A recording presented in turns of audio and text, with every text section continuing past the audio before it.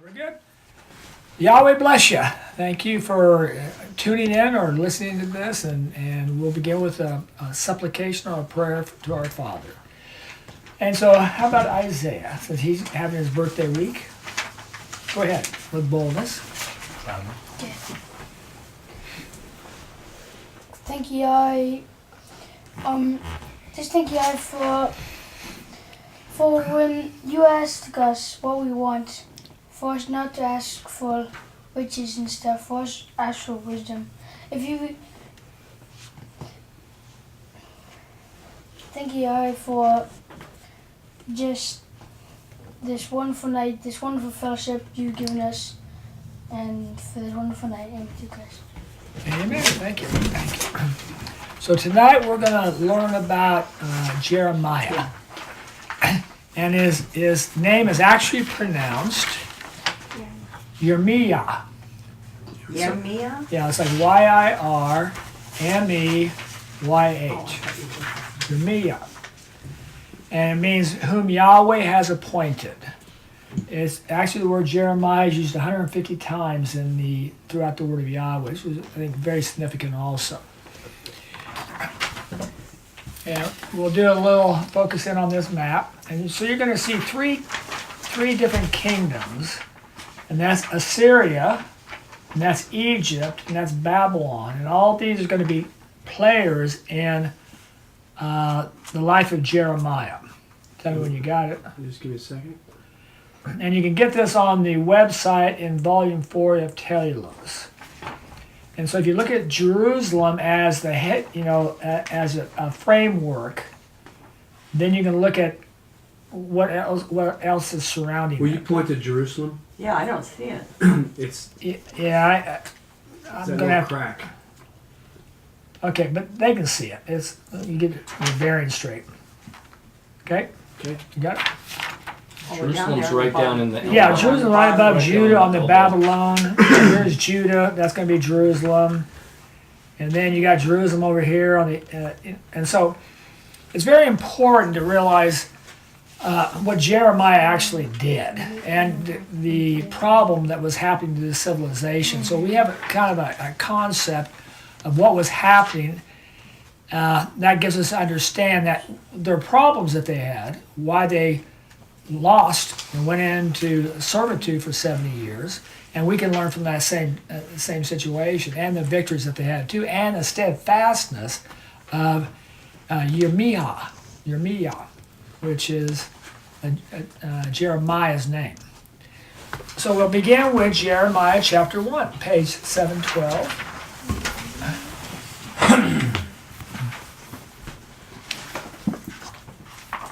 Page 712 in the Old Testament. 712. We're going to read 1 through 3, and this is going to show you he's going to be ministering in 5 reigns of Judah kings. And so he does around 41 years of reigning. Could you give me the chapter again? Chapter 1, verse 1 to 3. The words of Jeremiah, son of Hilkiah, of the priest who were in Anathoth in the land of Benjamin, unto whom came the word of Yahweh in the days of Josiah, son of Ammon, king of Judah. So that's when his ministry begins with Josiah. We're going to do a review on Josiah. And it's Josiah's 13th year of his reign. It came also in the days of Jehoiakim, son of Josiah, king of Judah, unto the end of the 11th year of Zedekiah, son of Josiah, king of Judah, as far as the carrying away of Jerusalem captive in the 5th month. That gives us a big history and layout of what we're going to be discussing. Now we go to verse 4, and here is Yahweh talking. And one other thing, too, is the quote-unquote Christian church is always saying, well, the Holy Spirit said this, and the Holy Spirit said this, and the Holy Spirit gave us the word. And you're like, just read the scriptures. And so verse 4 says, so then the word of Yahweh came unto me, saying. Now, did you see the word Holy Spirit any place into this? Mm. And this is on and all through the word. So why people say, interject this last little period of a few verses when you have 1,000 clear verses. But so the word of Yahweh came unto me, saying, Behold, I formed thee at thy birth. I took knowledge of thee, and before thy nativity I hallowed thee.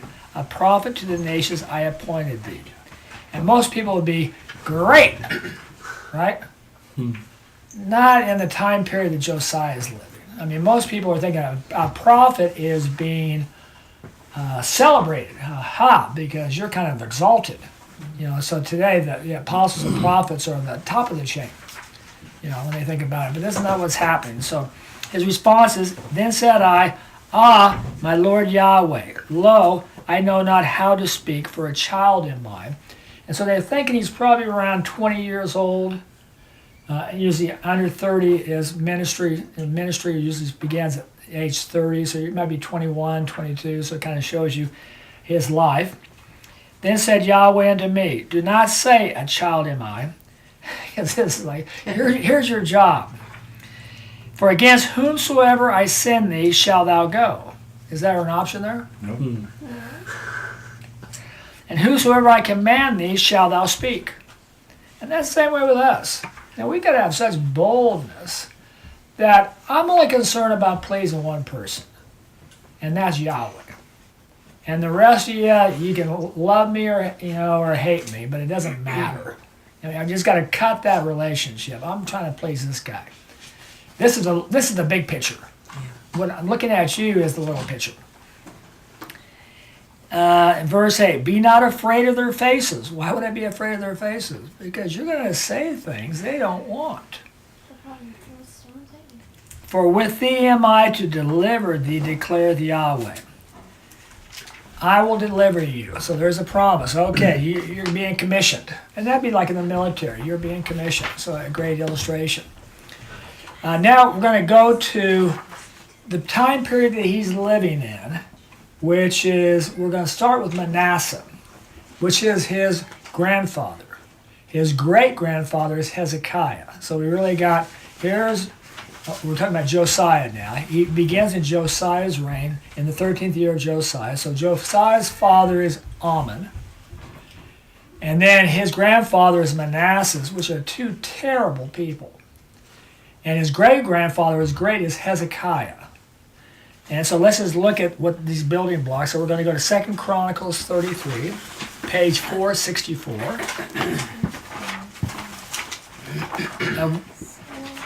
What this guy is getting into. And the same way with us. And sometimes we think our situation is tough in the United States. Well, let's just look at their situation. Yeah. So, and did they come out of this? Yes, they did. They got spanked for 70 years. And they deserved it. It made them really think about things. It's like a timeout. Why don't you go sit over there for a month, and it really makes you think about the sin that you made. Take a knee. Yeah. 70 years. So 33 verse 1 through 4 is Manasseh. Now Manasseh, 12 years old was Manasseh when he began to reign, and 55 years reigned he in Jerusalem. Now let me ask you this. His father is Hezekiah, which is a very righteous man. So how could a 12-year-old go wrong? Because he doesn't know anything, Yeah. right? He doesn't really have the lust of the flesh as maybe a 20-year-old or 18-year-old. It had to be his advisors. So think about this. So Hezekiah, really righteous when he's gone. I still got wicked people who are going to be training my son. And he did the thing that was wicked in the eyes of Yahweh, according to the abominable ways of the nations, whom Yahweh depossessed from before the sons of Israel. And he built the high places which Hezekiah his father had thrown down, and set up altars to the Baalim, and made sacred stems. And this is really what Trump is doing right now against Obama. He's tearing down what Obama built. In the best part, and that's the Democratic Party. And bowed in prostration unto all the army of the heavens, and served them, and built altars in the house of Yahweh, to which Yahweh has said, In Jerusalem shall be my name unto time's age abiding. 55 years. Now, you think we got bad with Obama for 8 years. Think of having somebody in charge for 55 years. Now that's somebody's whole life. Jeremiah had to be alive at this time, because Jeremiah is probably 20-year-old when he starts. in Josiah's reign in his 13th year. So we know he's older than Josiah. And Amon, his father, Josiah's father, only reigns for 2 years. So now that means you're 15 years old. And so you probably you probably raised at least 5 or 6 years in the kingdom of Manasseh and Amon. So now we go to, let's see here, 33:10, and this is where, kind of build a backdrop again. There's 2 kingdoms, there's Judah and there's Israel. And that's the 10 kingdoms. Israel, all right, got taken captive by the king of Assyria about, I think, 8 years after Hezekiah's reign. So they're gone. And so your buffer zone between Assyria, look at your map where Assyria is, and the capital of Assyria is Nineveh. And we all know about Nineveh, so the top is Nineveh. The difference between Assyria and Syria, Syria is north of Jerusalem. Its capital is Damascus. Assyria was huge. Look at its kingdom. Yeah. They were pharaohs. Egypt. So these Assyrian kings also were pharaohs of Egypt at one time. And they had Babylon. They just had everything. So this guy took out Israel because of their wickedness. And so they're taken captive. And now their buffer zone between Hezekiah is now, I'm directly in contact with Assyria. Yeah. Now we know when Sennacherib came on, which is in chapter 32, you can read about it. He surrounds Jerusalem, and Yahweh comes. Hezekiah is righteous, and Yahweh comes and sends an angel and wipes out 185,000 of their men in one night. Yeah. And that backed Assyria up about Jerusalem. And so Hezekiah really had a great reign because that information has gone out. And that king ends up dying by his own sons, and other kings take his place. But that's the Assyrian kingdom. They're still there, and so now Manasseh's in charge. And look what happens to Manasseh. Assyria comes in verse 33, verse 9, or 10. And Yahweh spake unto Manasseh and unto his people, but they did not give what? Ear. So Yahweh brought in unto them the captains of the army that belonged to the king of who? Assyria. And they captured Manasseh with hooks and bound him captive with a pair of bronze fetters and took him away to Babylon. So that shows you that Assyria was running Babylon. Because we know Babylon is famous for who? Nebuchadnezzar. That's Chaldeans. That's not the Assyrians. All right? Was this before or after? But yeah, no, this is before. So they've got, and I've got a great paper on this. The whole history is in on volume 4, and it's called Jeremiah. And there's like 8 pages of going through all this history that's done through some Hebrew sources I have on the book of Jeremiah. So it gives you a great history of the different kingdoms and the shifts and how Nebuchadnezzar's father, who was a captain under the king of Assyria, ended up overthrowing Assyria. And there's a revolt through Nebuchadnezzar, and they actually overthrow Assyria at a later time, which we're going to see.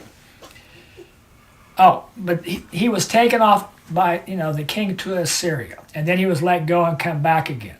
And he corrected a little bit of his ways. But that's Manasseh. Now we go see his son, which is Amon, which is Josiah's father. In chapter 33, verse 21, and Melania read 21 and 22. 22 years old was Almon when he began to reign, and 2 years reigned he in Jerusalem. And he did the thing that was wicked in the eyes of Yahweh, as Manasseh his father had done, and unto all the images which Manasseh his father had made, Almon offered sacrifice and did serve them. That's Josiah's dad. And his grandfather was just as wicked. Now we get into Josiah, and what we're bringing to Josiah is obviously Jeremiah is intertwined in all this. So let's go to Jeremiah, 2 Chronicles 34, verse 1 through 3. And Elijah, you want to read this? Okay. 8 years old. We're going to stop there. Who is 8 years old in this room? Esther. Esther, She's stand a up king. for a second. Esther, you stand over up. here. You're President of the United States. Yeah. She's going to be the king or queen. Look at the camera so they see how big you are. She would be the queen of Jerusalem, Judah. Bow the knee. Bow the knee. That's the age of Josiah. 8 years old when he starts. So now start over again. 8 years old was Josiah when he began to reign, and 31 years reigned he in Jerusalem, and he did the thing which was right in the eyes of Yahweh, and walked in the ways of David his father, and turned not aside to the right hand or to the left. And in the 8th year of his reign he began, yet a boy, he began to seek unto... He's 16 years old. Yeah. Go ahead. And he began to seek unto the Elohim of David his father, and in the 12th year he began to purify Judah and Jerusalem from the high places and the sacred stems and the carved images unto the molten images, and they threw down before him That's the right. altar. We'll start at 3. Yeah, wow. And Jeremiah comes in on his 13th year. So he starts cleaning the house in the 12th year. And Yahweh now goes into Jeremiah and say, I've got a job for you. And remember, he always tells Jeremiah, you're going to be protected. No matter what. You really, Because you're going to go in the heat of battle by yourself. You know, how many people will be out? No, I got you covered. Just go out there and just spit in this guy's face. That's like the biggest guy there. You want to Hillary Clinton's Yeah, house? yeah, Tell her yeah. and Bill The Clinton. Assyrians are nasty people anyway. Yeah. Oh, Now he's really going to do bad. it not to the Assyrians. He's going to end up doing it to the king of Israel. Wow. You know, the king of Judah. You know, I mean, so this. Cause I have some words to talk to these guys. I'm going to put them in their place. Get out there and say this to them. What a guy, Jeremiah. No, what a bad break. But we know he had 18 years of peace with Josiah. So that's a good point.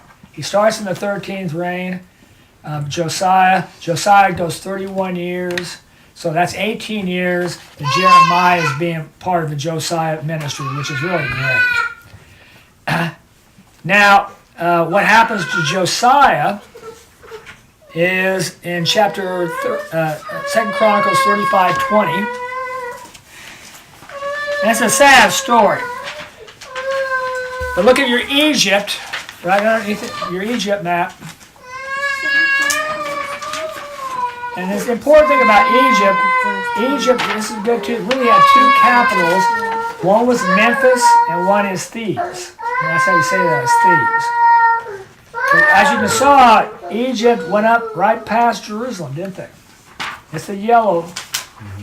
Egypt is over here. You see that? Oh yeah. This is Egypt Empire.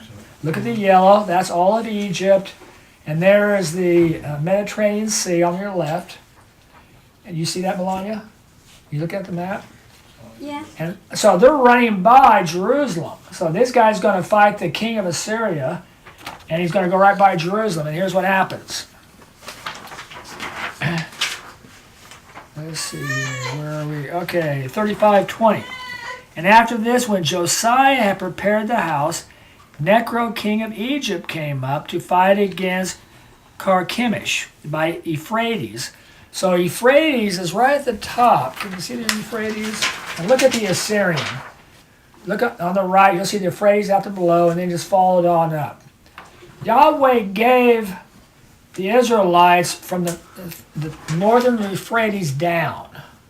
That was their border, the Euphrates. When they're going into the land of promise, I'm giving you from the Euphrates down. Not the Euphrates to the right, but just up there. So that's where we're going. Verse 21. By Euphrates, this is verse 20. And after this, when Josiah prepared the house, Necho, king of Egypt, came up to fight against Carchemish by Euphrates, and Josiah went forth against him. But he sent unto him messengers, saying, What have I to do with thee, O king of Judah? Not against thee have I come this day, but against the house wherewith I have war. And Elohim had given word to speed me. Cease thou from provoking Elohim is with me, lest he destroy thee. Howbeit, Josiah turned not his face from him, for to fight against him he had disguised himself, and he hearkened not unto the words of Necho from the mouth of Elohim. So he came to fight in the valley of Megiddo, And the archer shot at King Josiah, and the king said unto his servants, take me away, for I am sore wounded. So he dies, which is sad because look at that. He's 8 years old. He reigns for 31 years. How old is he? 39. He's younger than he's dead. And it was a great guy. This guy missed it. Doesn't mean he was saying he just missed it. But who he just got him now? It was Egypt, not the Assyrians. Now it's coming from the south because the Assyrians are waning in power. And look what Jeremiah does in verse 25. And Jeremiah chanted a dirge over Josiah, and all the singing men and singing women in their dirge had spoken concerning Josiah unto this day. And they appointed him by statute for Israel, and there were written among him the dirges. So there you see Jeremiah in that particular situation. Now we go to 36:1, and here's the other family. So we know Jeremiah was in the reign of Josiah. Jehoahaz is only 3 months, really doesn't count what you're going to see. Jehoiakim, 11 years, he's important.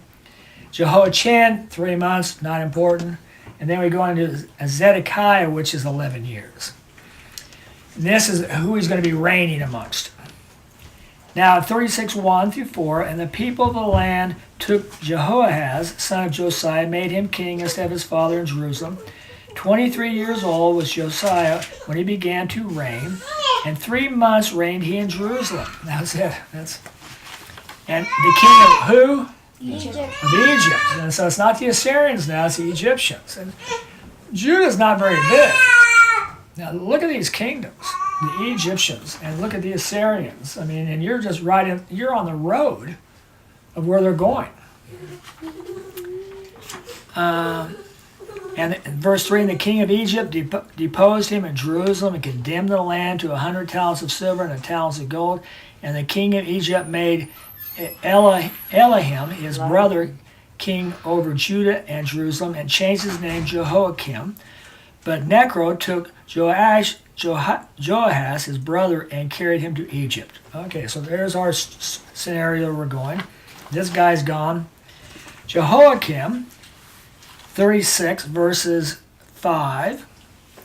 25 years old was Jehoiakim when he began to reign, and 11 years reigned he in Jerusalem, and he did the thing that was wicked in the eyes of Yahweh, his Elohim. This is the guy which we're going to read in the book of Jeremiah, when Yahweh gave a prophecy into the scroll to be read to the king. When he was reading it, he started cutting it up and throwing it into the fire. That's Jehoiakim. He is a bad apple. Look what happened though in verse 6. Against him came up who? Nebuchadnezzar. Well, where did you come from? Now look at that. Where does Nebuchadnezzar come from? From Babylon. Look, that's our left count, the blue one, Neo-Babylonian Empire. You see the Babylon on the right? You see Babylon? Yeah. Okay, they've got to go all the way up. You can't go from east to west because it's a desert. So they have to go north up to Assyria and then come back down to Jerusalem. So we just saw Assyria take out Manasseh. Then we see Egypt come and take out Joash. And now we're seeing The Babylonians. the Babylonians coming in and taking out Jehoiakim. And so Assyria is gone by this time. So Babylon has taken over Assyria.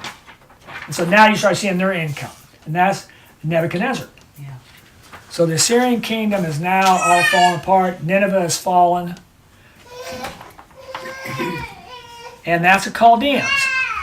So 36:5 or 6. Who's the Chaldean? That's Nebuchadnezzar. It's a Chaldean.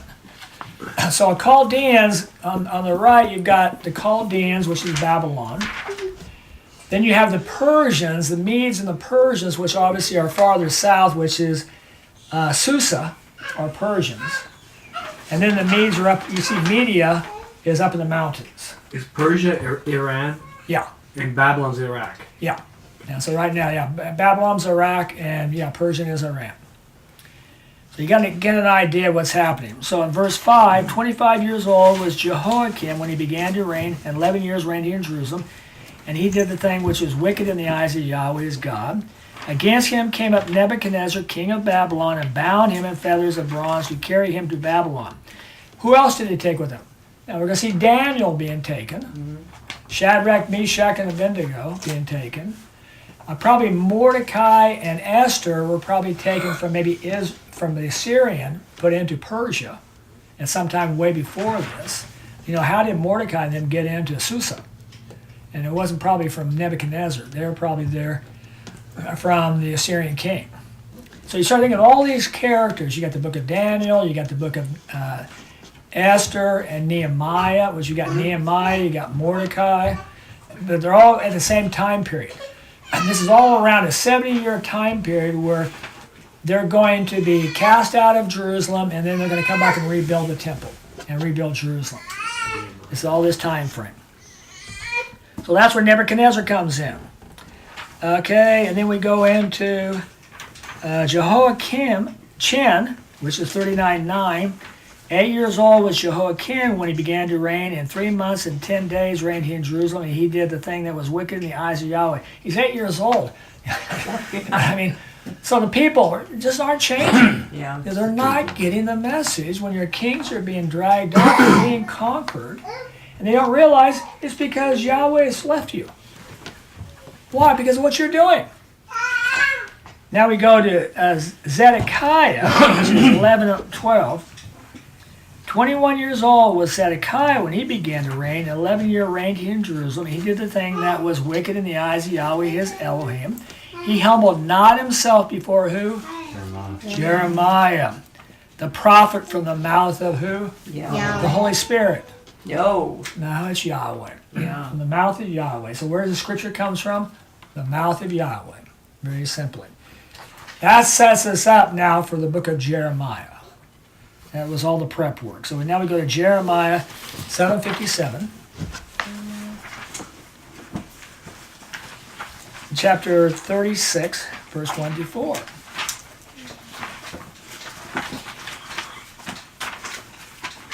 And this is Jehoiakim. These are the people he is having to talk to. So think of that. He's going to talk to Josiah, Joash, to Jehoiakim, to Jehoiachim, and to Zedekiah. So that's your prophet, that's your job. These are the men you're going to be talking to. 36, verse 1 through 4. Okay. Okay, Esther, why don't you read 1 through 3? Okay. And it came to pass in the 4th year of Zedekiah, son of Josiah. Josiah, king of Judah, that this word came unto Jeremiah from Yahweh, saying, Take thee a scroll and write therein all the words which I have spoken unto thee, concerning Israel, and concerning Judah, and concerning all the nations, from the day I began to speak unto thee from the days of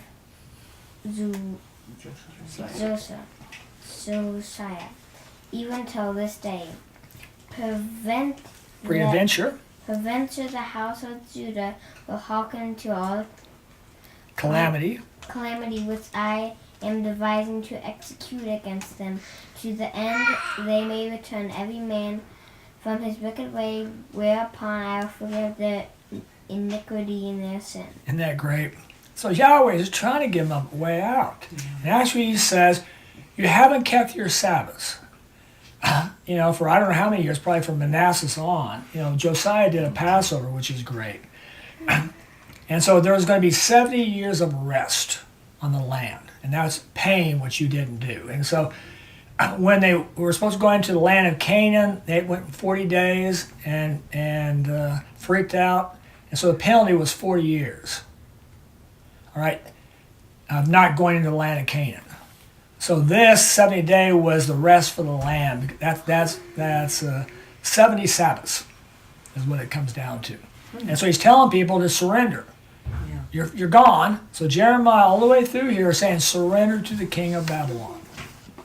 I have put him in charge. He's Nebuchadnezzar. Surrender to him. And that starts with Jehoiakim. It's a done deal. You can't get out of this. And this is the fight where we're not going to take that. We're not going to take that. We're not going to take it. We're not going to believe that. So, verse 4, so Jeremiah called Baruch son of Neriah, and Baruch wrote from the mouth of who? Now, this is great. Where does Scripture come from? Yahweh. Now, watch this. Who did the writing? Baruch. Baruch. Where did the words come from? Jeremiah. And where did those words come from? Yahweh. Yahweh. So that's how Scripture is given. Very simple. Yahweh to the prophet, to the scribe. Very simple. Which he has spoken unto him upon a scroll. Now we go to verse 19. And when the princes, whenever you see the princes, that's like for ruler. These are important people. So the 12 spies, these are not spies that we think of, but they are all princes. They're all leaders of their tribes.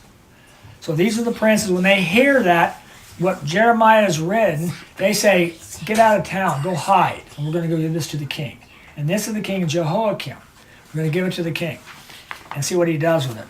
So in verses 19 to 25, then said the prince unto Baruch, go hide thee, thou and Jeremiah, and let no man know where you are. And when do you want to read 20 to 25? Then went they in unto the king into the court. But the roll had they put in charge in the chamber of Elishama the scribe. So they declared in the ears of the king all the words. The king therefore sent Yehudi to fetch the roll, and he fetched it out of the chamber of Elishama the scribe. And Yehudi read it in the ears of the king, and in the ears of all the princes who were standing near the king. Now the king was sitting in the winter house in the 9th month, with the fire stove before him burning. So then it came to pass, when Yehudi had read 3 or 4 columns, that he cut it up into fragments with a scribe's knife, and cast them into the fire that was in the stove, until all the roll was consumed on the fire that was on the stove. That's what it's attempting to do today. That's the adversary, always his purpose. And that's where communism comes in, is to get rid of the word of Yahweh. Okay. Yet were they not in dread, neither rent they their garments, the king, nor any of the servants that were hearing all these words. Do I read 25? Yeah, go ahead, 25. Nevertheless, Elnathan and Delaiah and Gemariah interceded with the king not to burn the roll, but he hearkened not unto them. So this is the environment that Jeremiah is in. And then guess who he wants to find? Jeremiah. Who's the guy who wrote this? Why don't you go find them for me? I want to talk to him. And so, you have words, we all have words to give to our family members. We're not going to like it. If they're in sin, we need to present that sin to them. And are they going to like it? No. And so most people, what they've done is they've forgone that duty. They have not been Christ's hands, feet, and mouth. Did Christ deliver messages that were unpopular? All the time. Yeah. Was he polarizing? Mm-hmm. People keep thinking peace, peace, peace. Christ was polarizing. You either loved him or you what? Hate him. And religious people really hated him. Now, actually, the governors, probably the Gentiles, probably liked him. Because he's keeping peace. He's telling people to obey the laws of the kingdom, which is good. And he's healing people, which is good. Why would I want that? They pay taxes. That's good. I mean, everything's on it. But it's the religious people who are a problem. And that's the seed that's in our society. That's the same way with Jeremiah. Now we go to Zedekiah. So remember, Jehoiakim gets taken off and carried off into Babylon, probably with Daniel and everybody else. So now we got Zechariah, which is... Zechariah or Zedekiah? No, Zedekiah. I'm sorry, I always say Zechariah. 21, 737. It's Jeremiah chapter 21. Is that the king that... This is the last one before Judah's gone. You said 21? Yeah, chapter 21 of Jeremiah. He's the guy that had his name changed, Nebuchadnezzar? Yeah, all these guys had their name changed. Years. Zedekiah is very interesting. This commentator said, Jehoiakim is just evil. Zedekiah keeps coming to counsel, and this is so much, tries to get counsel from Yahweh through Jeremiah. The difference is he just doesn't listen to it. He wants it, but he will not do because he can't believe, actually acting to go through with it. And with a lot of us, it could be the same situation. where all of a sudden he says, I want you to speak in tongues. I want you to prophesy. That's just not going to happen. Right? I mean, that's what, Yahweh wants you to. We say that to pastors. Well, I'm not going to. Wow. I mean, really? I mean, that's what Zedekiah was doing with Jeremiah, but he came asking, Yahweh, I'm your servant. I'll die for you. Jesus, I'll die for you. Well, speak in tongues. Well, I can't do that, but I'll die for you. How about prophesying? Well, no, I can't do that either because I'll be one of these Assemblies of God people. But I'll die for you. Right? Like a meatloaf song. I mean, is that something wrong with this? But I'll die for you. Well, let's reject the Trinity. No, I can't do that either. I can't do anything against the traditions of my fathers. And we're going to see Zedekiah in the same situation. 21 verses 1 through 10. Now here he comes. The word which came unto Jeremiah from Yahweh when King Zedekiah sent unto him Pashhur, son of all these other guys, the priests, saying, inquire for us, I pray thee, of Yahweh. You know, remember, Nebuchadnezzar is ruling everything. Mm-hmm. And so you guys are really stewards. I put you in charge. Bring the stuff to me. Don't rebel against me. And Zedekiah's rebelling. Inquire for us, I pray thee, of Yahweh, and that Nebuchadnezzar, king of Babylon, maketh war against us. Peradventure Yahweh will deal with us according to all his wonders, so that he may go up from us. So he's trying to say, we're going to overcome the king of Babylon. And Jeremiah from the beginning was saying, no, it's a 70-year captivity. It's 70 years. And people say, you're blasphemy. You're blasphemy. We're not going to lose this war. We're not going to lose this war because we got Yahweh on our side. No. In 70 years, it's done. Then said, verse 3, then said Jeremiah unto them, thus shall you say unto Zedekiah, thus saith Yahweh, Elohim of Israel, behold me, turning back the weapons of war that are in your hand, wherewith ye are fighting the king of Babylon and the Chaldeans, who are besieging you outside the wall, and I will gather them into the midst of this city. You're going to lose. And so these are hard words. And I myself will fight against who? You. Why? Because you're wicked. You're actually wickeder than the king of Babylon. He's my servant. And actually, he's probably going to save the Hebrews, which he did with Daniel and Shadrach, Meshach, and Abednego. He put them in high positions. You know, would these guys have done it? No, they wouldn't have. And I myself will fight against you with a hand outstretched, and with an arm of strength, and with anger, and with wrath, and with great indignation, and I will smite the inhabitants of the city, both man and beast, of great pestilence shall they die. And after that, declared Yahweh, will I deliver Zedekiah, king of Judah, and his servants and the people, even as such as are left in this city from the pestilence. Would you like to deliver this message to your king? I know. You're going to lose. Yeah. Not only that, you're going to be slave king. And all you got, from the sword and from the famine, into the hand of Nebuchadnezzar, king of Babylon, even unto the hand of their enemies, and to the hand of them who are seeking their life. And he will smite them with the edge of the sword. He will not have pity on them, nor will he spare, nor will he have compassion. So there, the story. That's just story one. Now we go to 37:18 of Jeremiah. We'll be standing in Jeremiah 37:18. Now we've got to remember too, Jeremiah is not in chronological order. And so it will put Zedekiah before Jehoiakim. So when you read it, 37. In the book of Revelation is like that too. They're not in chronological order. 37, verse 18 to 21, Isaiah. You do that? 18 through what? 37, verse 18 through 21. And Jeremiah said unto King Zedekiah. Zedekiah, what sin have I committed against thee, or thy servants, or against thy people, that thee have delivered me up into prison? Where is Jeremiah? In prison. In prison. But Yahweh said, I'm going to protect you, right? Mm-hmm. To begin. Yeah, but so sometimes That's just part of the job. Okay, it means you haven't failed. But go ahead. 19. Where are you prophets? What Prophesied. prophesied unto you, saying, the king of Babylon shall not come against you, nor against this land. Now therefore here I beseech thee, O my lord the king, let my supplication, I pray thee, fall Prostrate. before thee, and do not cause me to return unto the house of Jonathan.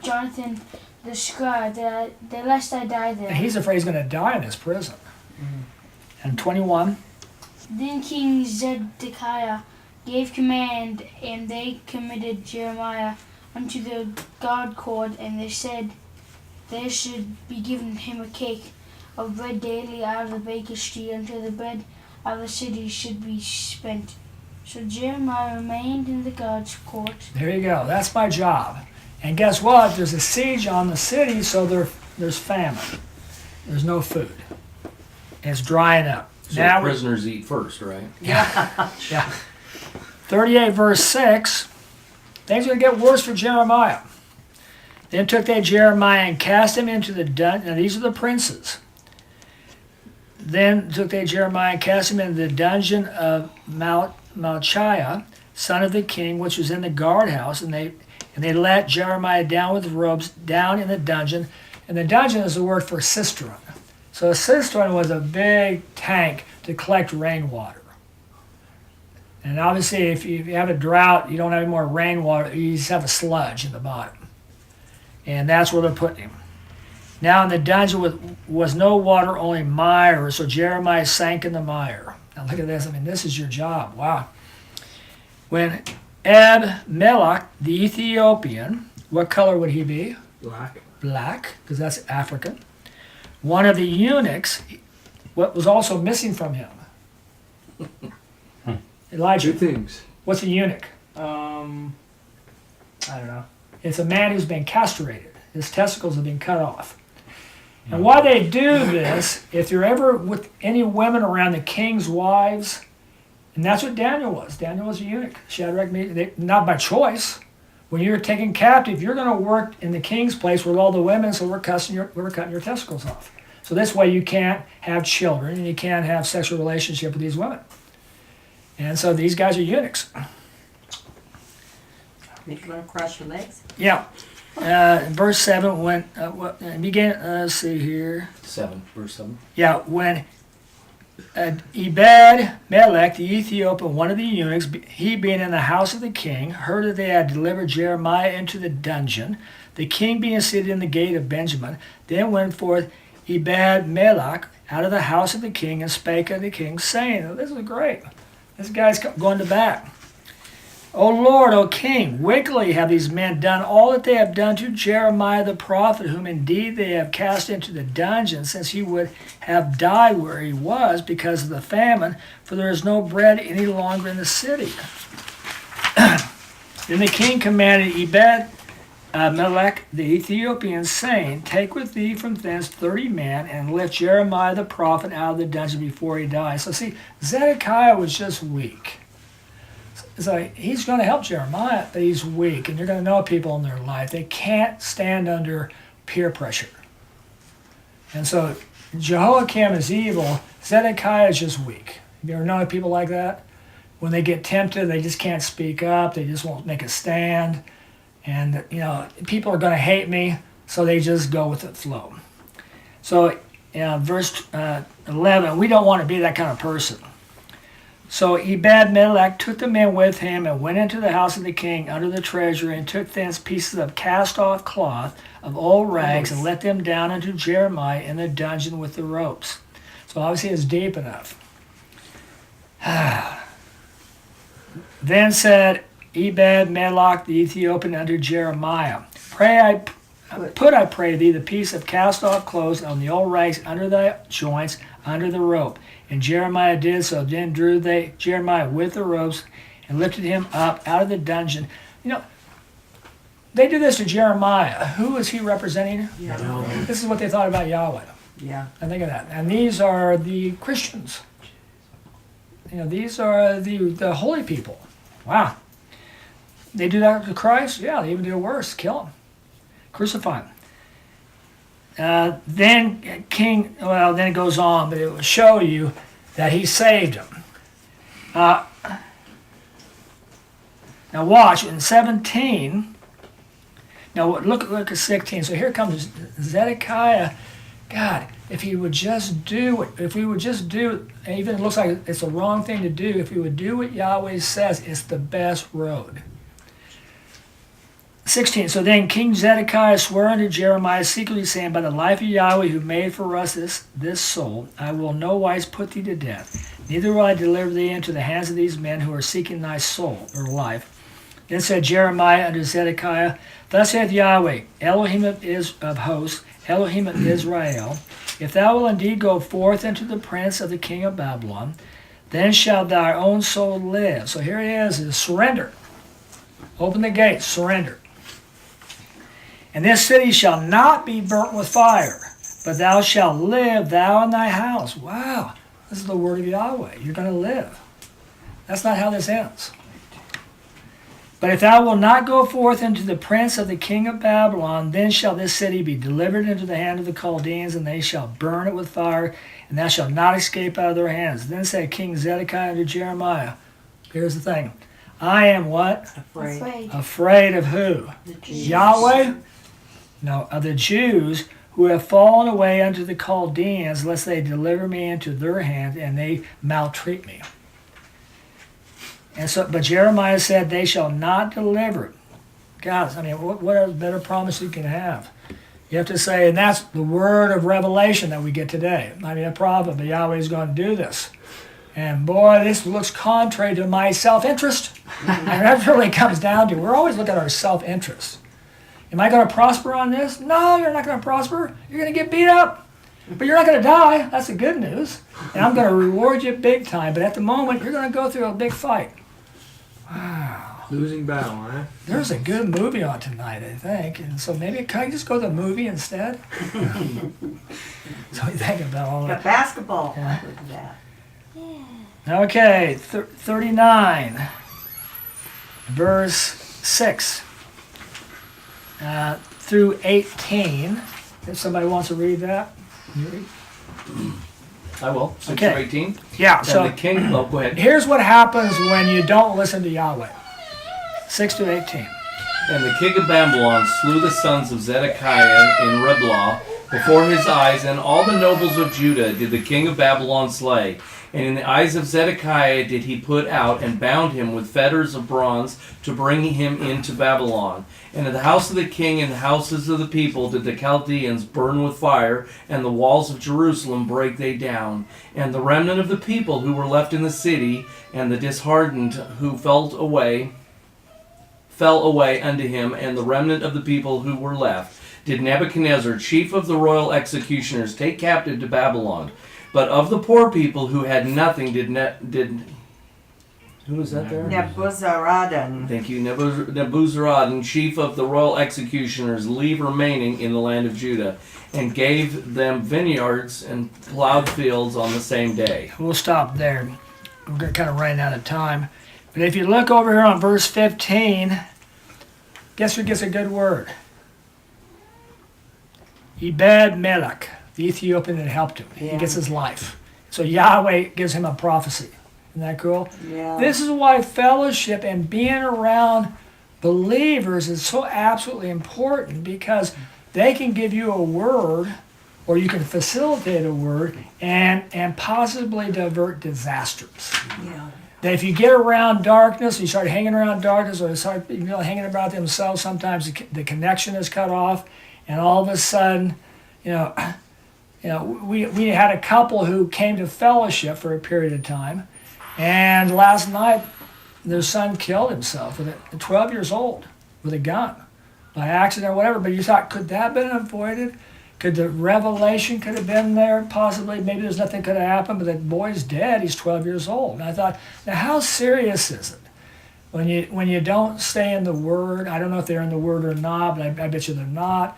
Could how many things in our lives have been avoided into catastrophe and we didn't even know it because we were walking with Yahweh. But when you get off and say, well, I can go do this and I can do this and I really don't need this, the rest of the world's getting along fine without it, that can be happening. And I thought, my goodness, the price that some people pay. So I just wrote to the Democratic senators in the House of Representatives who are in the state of Kansas and pleading with them because you're breaking 5 of the 10 commandments. And maybe to you, you're getting wined and dined and looks like it's paying off pretty good. But how about your wife and your children when they come up with a disease or an illness? And when you start having to pray to Yahweh for deliverance? And how's that going to work out when Yahweh's not going to hear what you have to say? Yeah. Now you better quit thinking about yourself. Last chance before you start doing this wickedness under the guise of Christianity, that it's all right, because it's not all right. And you're not the only one going to suffer. Your whole family can suffer. And catastrophe, like with Zedekiah, he was given warning, wasn't he? Mm-hmm. And he didn't take it. Eyes put out. Before his eyes were put out, what happened to his kids? They were murdered right in front of his eyes because of him. Because he did not listen to Yahweh. Their lives are upon him. And then your eyes are put out. Wow. All avoidable. Let's see here. But that's about the Ethiopian, so that's a great thing. We're about running out of time. Was it a good prophecy about the Ethiopian? Oh, yeah, great. Yeah, that's verse 15 to 18. He gets his life. And so to be written in the Word of Yahweh is really cool. Most apostles didn't even get a line. I mean, when you think about it.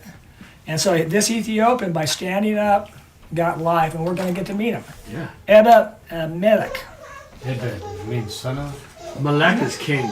King. Son of Oh, yeah, Bob. that's right. It might be son of king. Son of the Something king. like that, too. Ebed. We're kind of running out of time, and so I'm going to give you the verses. Jeremiah, then, they're all taken captive, and the executioner says, Jeremiah, what do you want? And so Nebuchadnezzar was great. Took Jeremiah out of prison. And so that's the unbeliever taking the Christian out of prison. Who the Christians put him there. That's what Trump's doing now. Yeah, that's what Trump's doing. Yeah, a really good example. He appointed Mike Pence. Yeah. Took a Christian. There you go. And then he said, the land's yours. They're going to stay there. He put a person in charge. The people, a band of people came and killed the person who was in charge. And so the Jews were saying, Nebuchadnezzar's going to find out and kill us all. All right, what does Yahweh got to say? And so this is, we don't have to go there, but that's Jeremiah 42, chapter 42 and 43. And they said, go find out what Yahweh says. We'll go to 43, verse 1 and 3.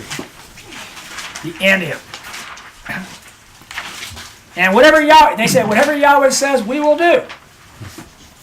And Yahweh says, they will say, let's go to Egypt, flee to Egypt from Nebuchadnezzar. Once he finds out, and Yahweh says, don't flee to Egypt, stay here. Remember, they said, whatever Yahweh says, we'll do. Right? 43, verse 1, and that's page 764. And it came to pass when Jeremiah had made an end of speaking unto all the people all the words of Yahweh their Elohim with Yahweh their Elohim has sent unto them, even all these words. Then spake Azariah, son of all these people, saying unto Jeremiah, falsely art thou speaking. Yahweh our Elohim hath not sent thee to say, you shall not enter Egypt to sojourn there. But Barak son of Neriah is goading thee on against us, that he may deliver us into the hand of the Chaldeans, to put us to death, to take away captive to Babylon. So they did just the opposite. And guess who they took with them? Kidnapped. They took Jeremiah with him to Egypt. So this is Jeremiah's course. All right. So this is how he ends, and he ends up in Egypt.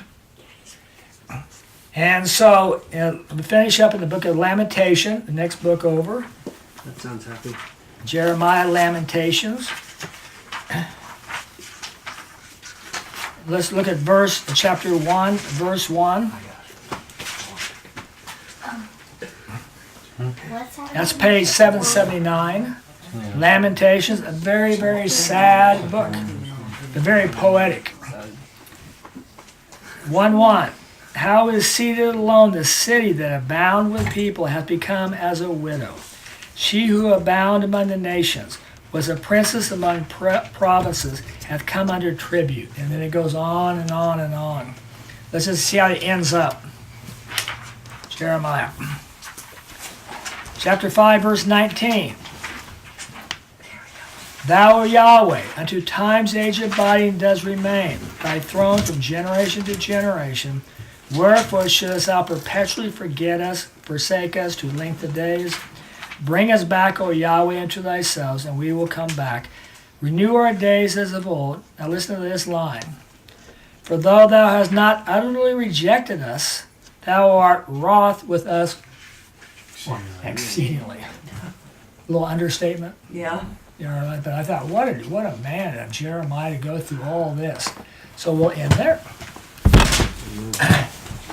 Thanks. Yeah, we're a witness. Yeah. And that is some people's course. You keep speaking regardless of the outcome. People say, well, what's the use? Nobody's listening to me anyway. Yeah. Nobody's listening to me anyway. If Jeremiah would have said that, he would have had no ministry. Yeah. But Daniel listened to him, because in Daniel 9, he says, you see, Jeremiah has prophesied that it's going to be 70 years. So all those people got ready in Babylon. And obviously, Mordecai? Mordecai and Cyrus, we know that.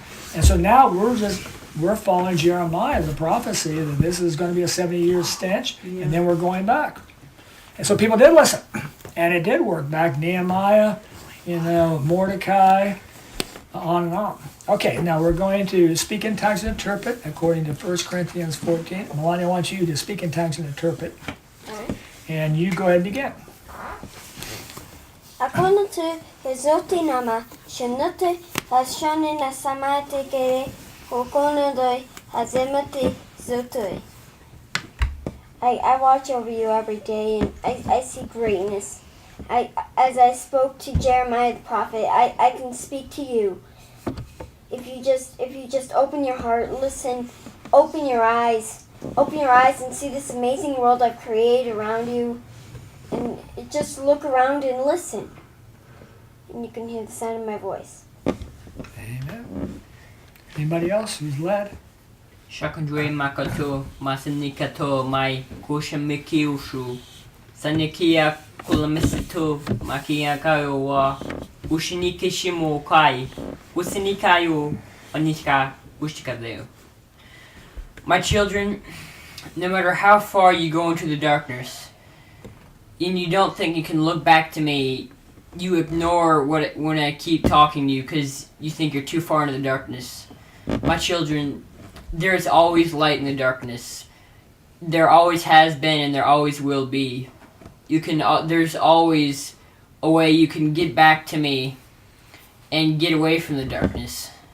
My children, don't ever think it's too late to get away from me because there is always light in the dark. Amen.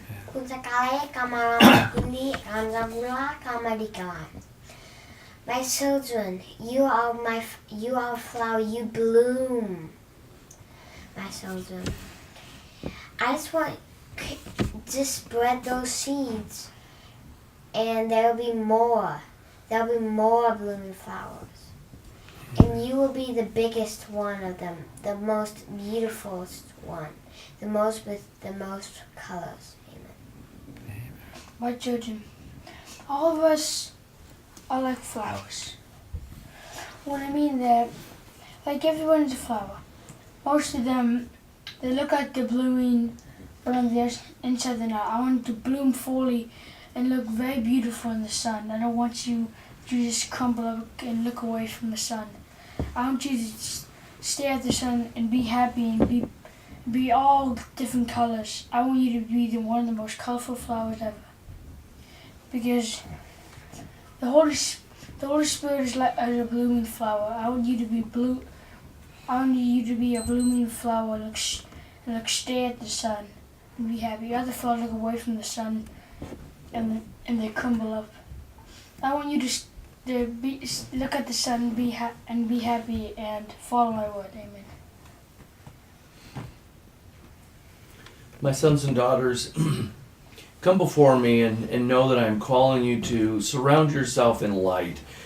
Embrace the things that I've given, the wonderful things, that you may be able to soak these things in and be able to carry these through the times when you need the extra help. Surround yourself with the things I've given to you, that you have the spiritual armor ready to go, that you are standing in my ways, walking in my ways, that I may be able to direct you, and you will hear my words. You will know the directions I have. Speak when the desire is there, not the word. I've put the desire there and I will fulfill you with the word, but you must speak first. As you stare up at the heavens, my children, and see just a small part of my great creation that I have built. Yeah, I have placed the stars and the planets and the sun and the moon in the sky for you to see, for you to get direction from. But that's nothing to what I see that I have created within you. Those things are there for you, but you are there for me. And I wish for you to become all that you can be, everything that you can be. My wish is for you to become strong and to put off the darkness, put off the old man, and become that which I have called you to be. And know that when you do that, you will have great joy. Know that you're here for a reason. You're not here by accident. It was my plan to put you here in this time, at this moment. Be thankful for living in a free country. This is something that many people now and back in the day didn't have. Not just be thankful, but take action. I give you the strength and the help to do actions, not just speak and think, but every day wake up, change other people's lives, transmit my word, and do actions when it's needed. Never be distracted. For I live inside you, and I am the only one that knows your calling, but I stand there waiting for you to turn back, to listen to me, to quiet yourself. That where your treasures are, so will also be your heart. As there were leaders who went before you, that I have recorded in ink, I've given you examples that you can do it. Jeremiah's treasures were not on this earth, but he will be rewarded. And who will regret when he gets to see my face? Will he regret anything he's ever done? Will I not reward him for his faithfulness? You are surrounded with people who are clinging to a dying earthen world that they will not be able to take with them. They will have regret. The choice is up to you. Will you stand for me? Do you think I will let anything go unnoticed? Do you think I will forget anything that is specifically when you stood up for me? You don't have to know how it's going to work out. Just stand up for me and know that I am the future. Would you stand up for the future, or are you going to cling to a dying earth that will be here no more? Amen. Thank you, Father, for these words and for the life and more abundant. Thank you, Christ, for being our head, and that we volunteer to be your hands and your feet and your mouth. But through you we come to Ab Adonai Yahweh. Amen.